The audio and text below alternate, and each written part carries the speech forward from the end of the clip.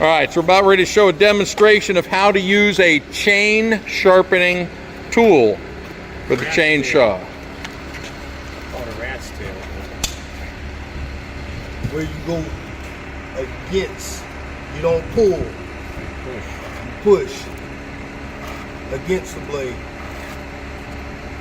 As you sharpen 1 or 2, maybe 3, 4 times.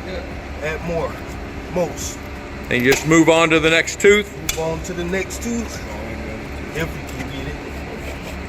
That's right, and we're charging $75.29 for this class here.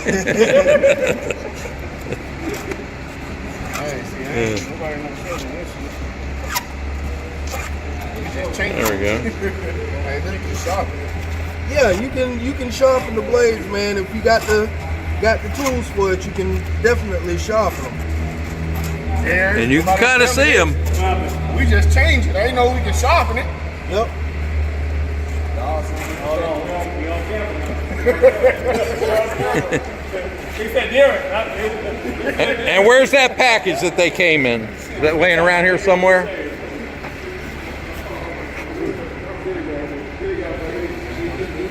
There we go. Well, 1/4 to 3/8. There you go. Yeah, you got 3 different sizes. There you go. So this is how you do it. You have a chain sharpening tool. You don't have one of these on the job, you definitely need an extra chain or 2 to bring with you, because the chains will get dull.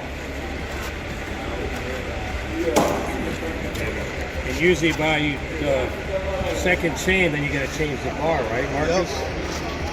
You have to change the chain more than once. That's right, and you're supposed to be flipping that bar. Right, but they still wear out after a couple of times. They do get it.